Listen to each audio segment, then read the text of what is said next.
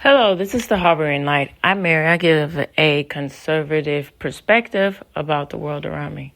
So this particular episode focuses in on the aspects of pets and family versus the aspects of pet parents, and then also the other implications that adopting a pet, rescuing a pet, all of those aspects and how they're seen in society and what that does.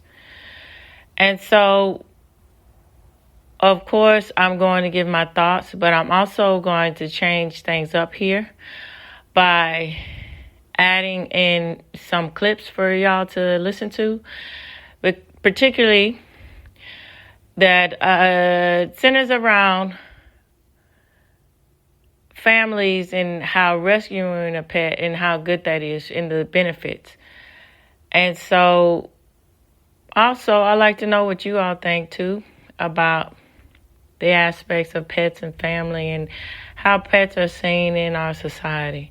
So either reach out to me through email, Substack, X, and of course YouTube. It'd be greatly appreciated. All right, so let's get into this. All right, so the first clip that I'm going to let you all listen to, have you all listen to, it is from a show called Animal Rescue. And so it's quite interesting. In my early 20s, late teen, early 20s, channel surfing. And then on Sundays, on Fox on Sundays, typically it's a lot of educational stuff that's going on, programming in the mornings. And so what caught my eye about this particular show and this particular episode is Bryan Cranston. And when I saw it, I said, hey, that's the dad from Malcolm in the Middle. So let me see what he's talking about. And so what he is saying about the aspects of rescuing a pet and then adopting a pet as your own is quite interesting. Let's take a listen. Well-known actor Bryan Cranston and his actress wife Robin Dearden and their daughter Taylor are very much in love with their rescued best friend, Sugar. Bryan said he and Robin let Taylor help them make the decision when they visited a shelter. First dog she saw, I want this one, kind of huge husky, huge paws. Okay, and so this next clip is his wife speaking and giving her point of view about pets versus a child. And after you listen to this clip, I'm going to also go into depth about my thoughts about a child, pets, and all of that too, to add on to what she is saying. And then I'm going to go in and talk about the aspect of the show, Animal Rescue, and how it's I think it's very impactful of what is the whole teleco production. I'm going to go back into that and, emphasize more about the production company of the host, Alex Penn, the contributions that he has done with explaining and showing the importance of animal rescue and the benefits, and also going along the lighter side of this particular segment of these clips that I'm talking about, the lighter side, and also the impact that has for our society and then for families to adopt a rescue pet. All right, enough said. Let's hear the clip. Taylor's sister, her crazy furry sister. I can't think of living without her because she's a part of our everyday life, and it's never normal when she's not there. I really love this dog. I really love Sugar so much more than I thought that I ever would. You talk about how much you love your kids, and there's nothing like that, but animals are so close to that. Okay, so I think it's eloquent how Bryan Cranston's wife puts it, where it does not adopting a pet and having a pet in the family, and that does not replace the love and bond that you have with the child. And I personally very much relate to that and understand it, and I feel the same way. So, before I had children, I had the aspect of understanding how impactful and how enriching children are to a person's life. And so with the aspect of wanting to strive and wanting to do more and wanting to be better. And I just think that children are gifts. And with this said, having a pet in your family is abundantly great and a wonderful benefit for life skills that a child can gain. So, for instance, the aspect of learning early about responsibility, of taking responsibility of something other than your parents telling you to do something. You learn these skills. And then when your parent is instructing you how to take care of how to take care of the pet, and that goes on along later with that. That's a real aspect too in a family, taking care of children, taking care of an old elderly parent. But that's not what I'm addressing here. That was a slip of the tongue there. But when the parent is instructing the child what to do, and then working with the child, and then being there and seeing the child succeed and learning how to take care of the pet, it's beneficial because you have that life lesson of being resourceful and being responsible for something other than themselves, and that builds a lot of character.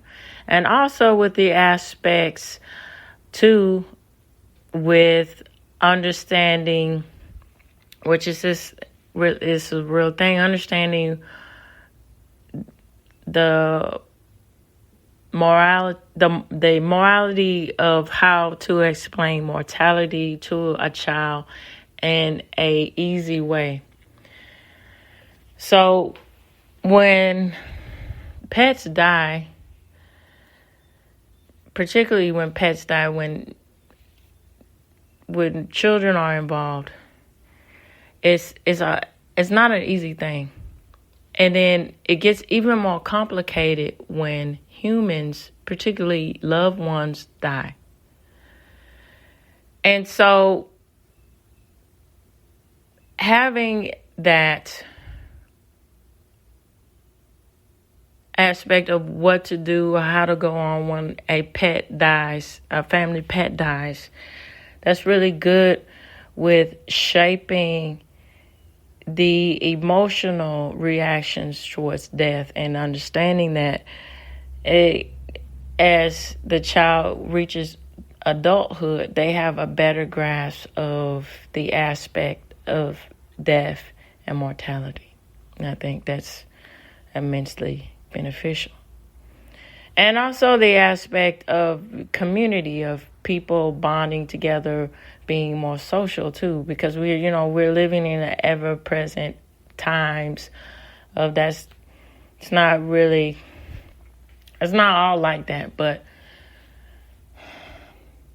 generally, people are plugged in online constantly and not getting outside to talk to one another, to talk to the neighbor, to have that community bond. And then pets are a great way to break the ice, so to speak, get people to talk and to understand and to relate to one another. So things aren't so polarized in the aspect of being able to relate to someone else in our society. And also, now what I'm going to address is how impactful a show like Animal Rescue is for, and I think it's still going on, but was and is, for children to understand the aspect of how that's beneficial to society with rescuing animals. And then the softer side of it, this particular clips that I showed, well, not show, I'm sorry, that you listen to with adopting a rescued pet. All right, so let me pull that up. I'm going to give the details. Well, before I go into it, the details of the show, so I want to say these things. So, rescuing animals, now that's a multi-pronged thing. So, I'm talking as for what I notice and then see in society. So, the aspects of the Humane Society and the aspects of the ASPC, things like that, organizations like that. So, with the Humane Society, it's wonderful the things that they do. And then also with the ASPCA, with adoption and then rescuing pets that are neglected and abandoned. And with the Humane Society going and stopping animal cruelty, animal abuse. And then particularly, with the aspects of seeing that from that point of view of from an agricultural point of view of from commercial farming companies that don't use humane practices in order to take care of the livestock that is going to be on our shelves and in order for us to consume the meat. And so that goes into the aspects of how beneficial that is with people who dedicate their lives to stopping these kind of cruelty to animals. And then among the other things that they do, not just that, but I'm just centering around that how, it's more than just, this affects more than just going out and saving a pet or, what have you. It leaks into what we consume. I mean, and then, with meats particularly, with how all of these processed chemicals that goes into poultry, that goes into beef and all of these. And then, people and organizations that step in to stop these things is very prevalent to how we think about food and how the nourishment the nourishment of the food, where it's coming from. And then I think that gets that conversation going. Well, it should, but it's just, this is what I think in my point of view. Yeah, get that conversation going of how we think about food too.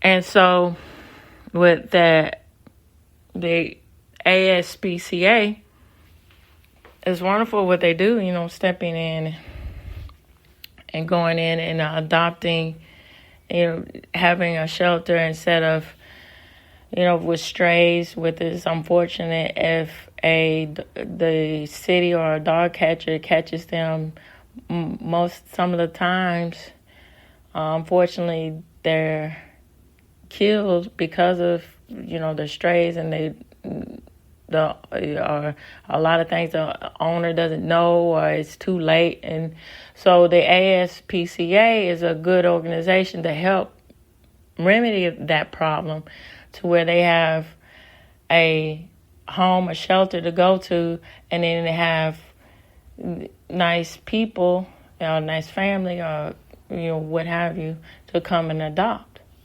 And so bringing a light to that, a show like this, Animal Rescue, bringing a light to that is quite remarkable. So let me get into the aspect of the show.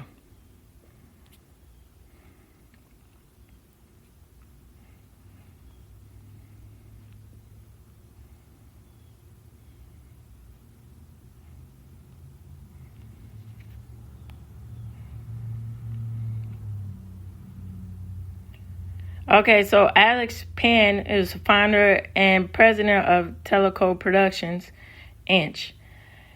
So he's an award-winning journalist specializing in international news. So Penn founded Teleco Productions, Inc. in 1985 as a multifaceted communication company which produces and distributes quality programming.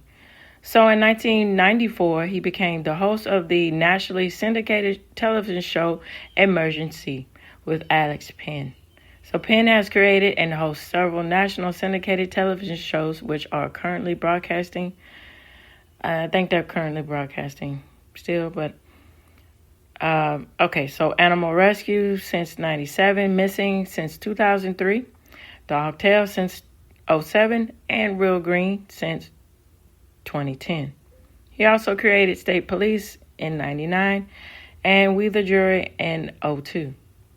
So in 2012, he co-created and was executive producer of the weekly discussion program What America Thinks with Scott Ramson.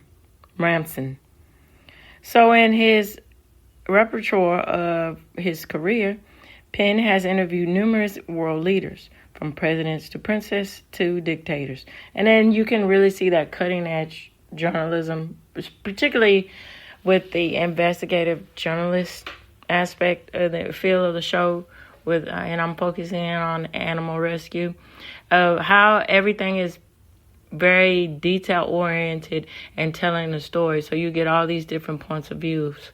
And that's really informative, and it I think it's unique and sets this show apart from other children's programming, because they dare to not talk down to a child. They dare to inform the child, but in a not so complex way, in a more of a heartfelt, warm way, in order to get the children to understand the aspect and the importance of what goes on with animal rescuing. And that's great. All right, so he has reported on the school desegregation efforts from Boston to Los Angeles, and covered politics and crime, including the infamous LA Hillside Strangler case. Internationally, Penn has reported on the Civil War in El Salvador, the political upheavals in South Africa, the assassination attempt on Pope John Paul II, the Iran and Iraq War, the Persian Gulf War, the Middle East peace talks, the Rio Environmental Summit, the famine and civil war in Somalia, the economic crisis in Cuba, and the tragedy in the Balkans.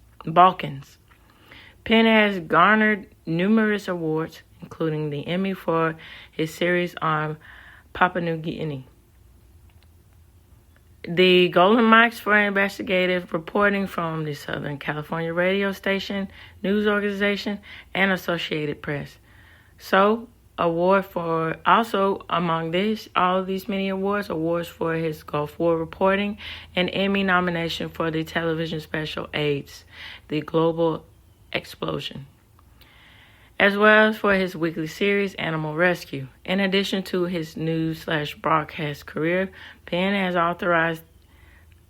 authored Love from America, a true life account of his harrowing experience in Iran, and the publisher of the Teleco Report, and a national television program magazine. All right. Wow. What a resume there. All right, everybody. So the last segments that I'm going to touch on is an article focusing in on pets and family.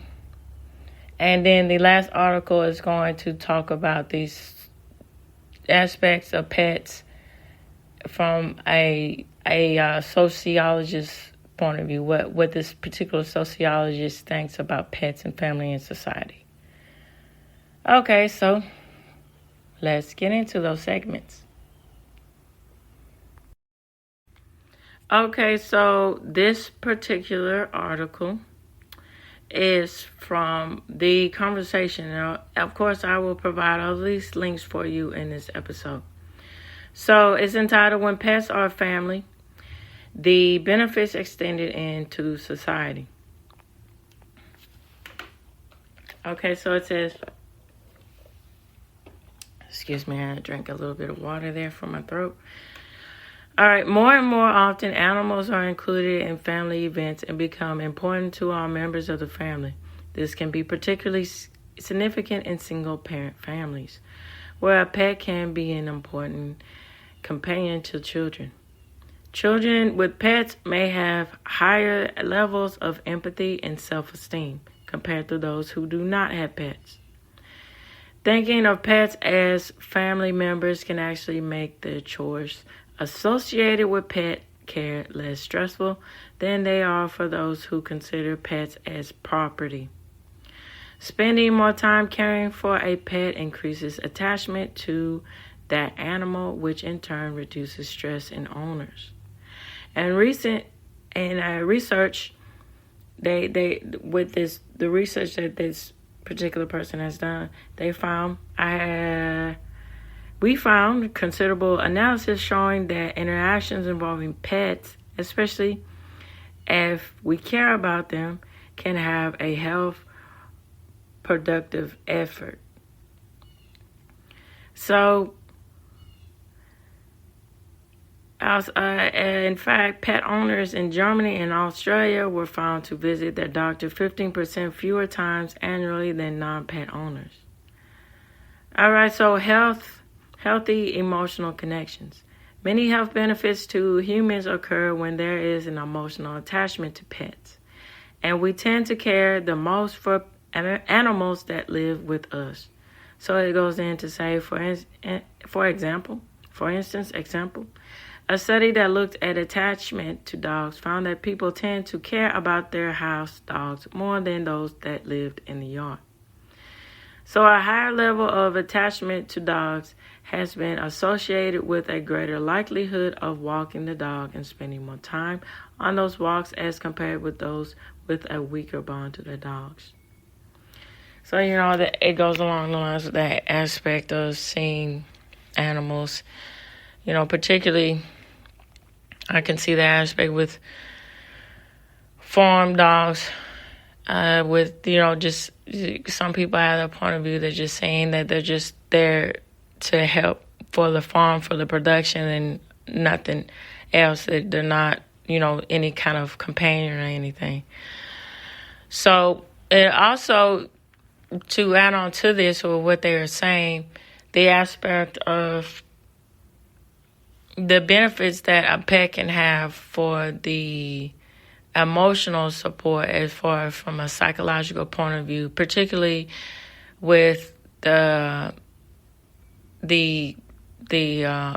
emotional support dogs, and then I'm going to say many other things, but I'm going to address this and then get to the next point. So with that, how that's beneficial with people who have social anxiety, and then in people who have other, struggling with other issues. And then, that's a good alternative to have instead of taking the worst route of abuse, substance abuse or other kinds of abuse, using that as a means of getting on to the next step with emotional healing, that can be another source of emotional therapy. And then also on to that, the aspects of having a pet, particularly with war and veterans, coming home and having that emotional support with pets, and what the benefits that can do with what is absolutely needed for these wonderful people who serve and protect and who go out of their way to protect our country, and then having that extra, even more of that extra mental support, and for them to readapt themselves into society. It's a great thing to think about too. And also another thing with the aspects of people who are disabled, particularly the blind, and having a seeing eye dog, and having those tools in order to be independent, instead of saying that your blindness is a crippling aspect to your life. No, you see, this is the tool that to gain your independence and to know that it's okay to be blind. You are a value to society, and that's a wonderful aspect to have and to broadcast this, and for this to be understood, people to constantly realize these things of how beneficial this pets can be, and when trained and understood and used properly, how that can be such a even immense benefit for us and for society. Okay, so sharing your life with a pet has been associated with a decreased risk of coronary artery disease, a reduction in stress level, and increased physical activity, especially through dog walking. As I mentioned with dog walking, it's going to lead into the aspect of the communal benefits of connecting with other people who own dogs. Okay, so the presence of a pet during stressful activities has been shown to lower the blood pressure of couples taking part in a stressful task. In fact, levels of beta endorphin,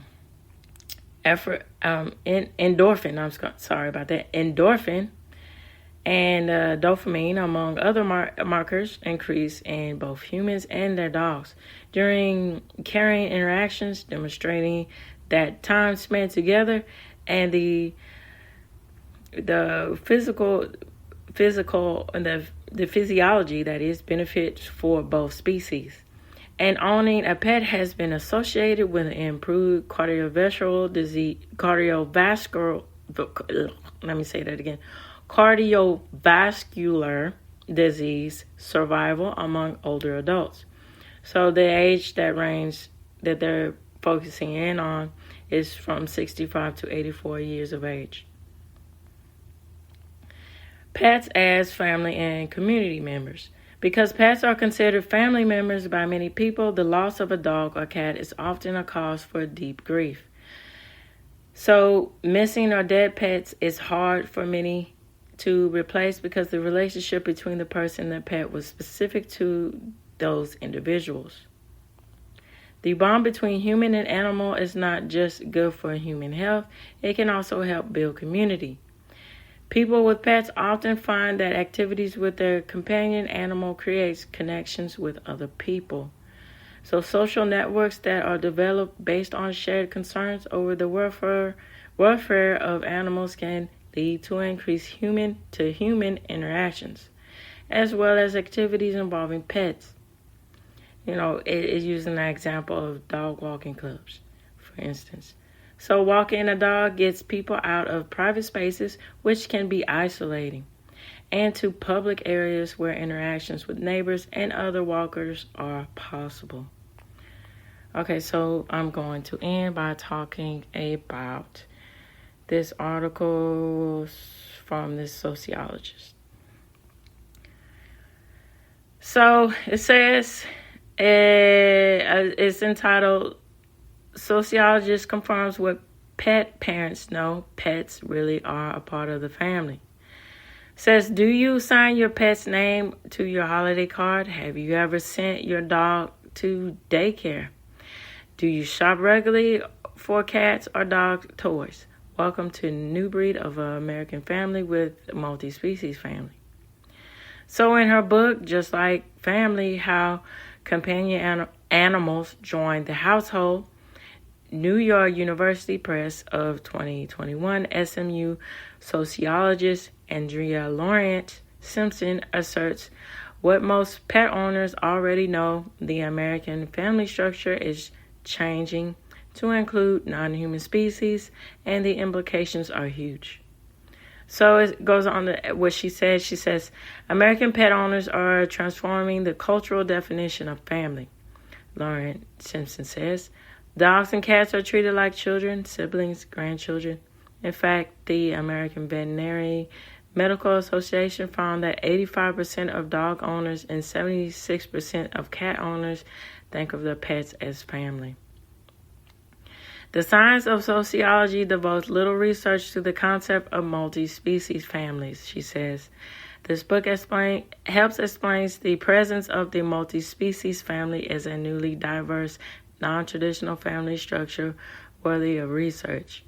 Dogs and cats with the American family have a profound impact on things like fertility considerations, the parent-child relationship, family finances, involvement of extended family members, and the household structure itself.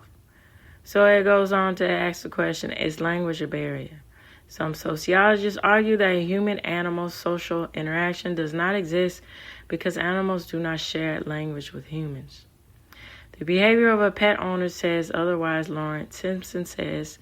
Increasingly, American families consider their pets in decisions such as child rearing, home buying, job location, travel, and budget. And as she says, and as reported of 2020, Americans spent more than $103 billion on their pets, a $6 billion increase over 2019.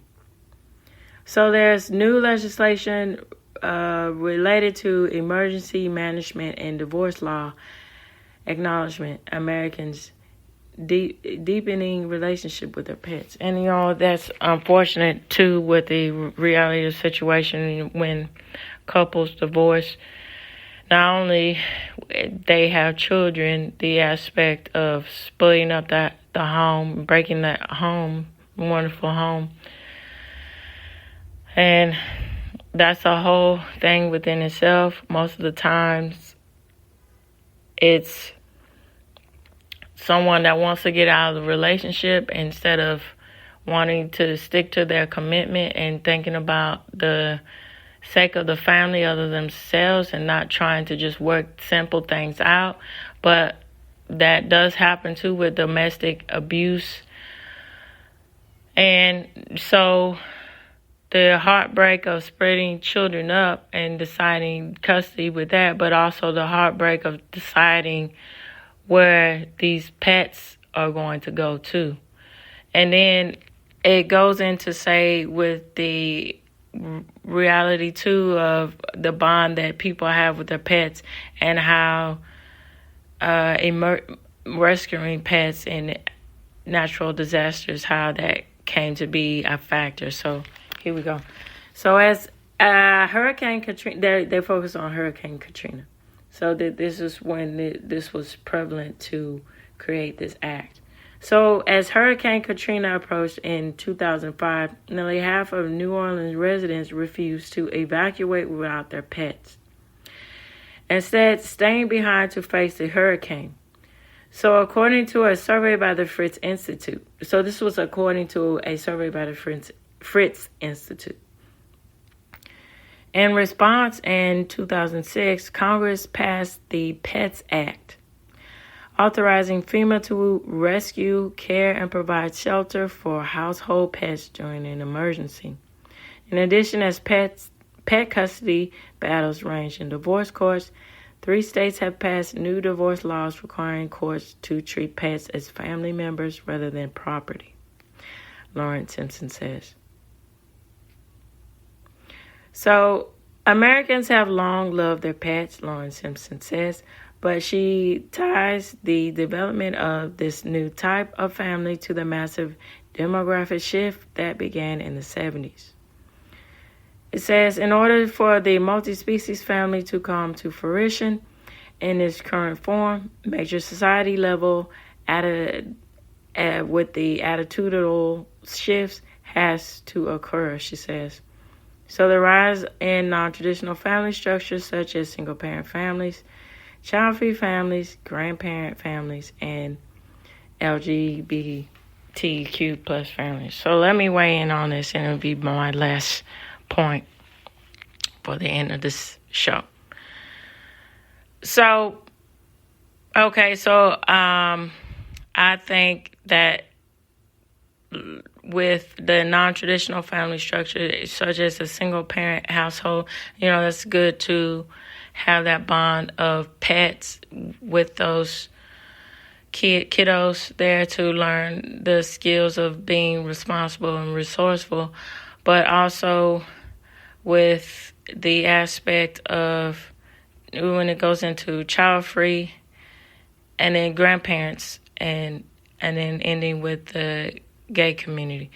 So with the child-free family, I think that's a good alternative to have, to say, we opt out of having children, so the best the best alternative, instead of not being the best parents, which it sounds like that's part of the issue of being more accountable and knowing who you are as far as how you see children, instead of taking a route of ruin a child's life. We're just gonna we have more of a bond with a pet, with a non-human, with a dog or a cat, what have you, and we can just have that as our pet kiddos or pet kids there. And that's nice. That's nice too. And then it's also nice too with the grandparents, having that sort of aspect. From what I understand, it seems like the aspect of having more bond, with when you get in your later years, and it's unfortunate that, not a lot of people come around as much, and you lose your friends and so on. But to have that bond again, that emotional support. Now, so I think that's also responsible too, and especially with the gay community, to have that aspect of saying, not bringing a child into a situation like that. Now, from my point of view, I think it's best for the child's sake to have a two-parent household, and to also, on having a two-parent household, to have a straight household where the parents are both heterosexual, and to have that aspect, that's what I'm talking about, a heterosexual family, to where you get the perspective of how to view life from the female point of view, and then how you view life and go through life from a male point of view, because that's very important to have those two structures in the lives of children, so they know how to maneuver themselves as an adult. Now, people have their own opinions about that, but I'm telling you, this is from a conservative, this is from my point of view, from a conservative point of view, that's just, if, you shouldn't be doing that if you are of the same sex, and you got to think about the benefits of the child. I mean, that's nice that you want to adopt a kid, but you got to, understand that aspect too. And then people who have that foresight to understand that, which I'm thinking that's what they're saying about the gay community, in the gay community, when people have that foresight, that's nice to know, because they understand the aspect of protecting the child and understanding that it's, that's more suitable for straight people to handle and to have the privilege to do, and then just think about things like that. And then, that can be a tough decision, and I can understand that, because it's a beautiful thing to have children, but it's also another thing to be responsible and think about the benefit of that child and what they really need. And it goes also to the point of a single parent household. That's really hard, versus a single mom versus a single dad.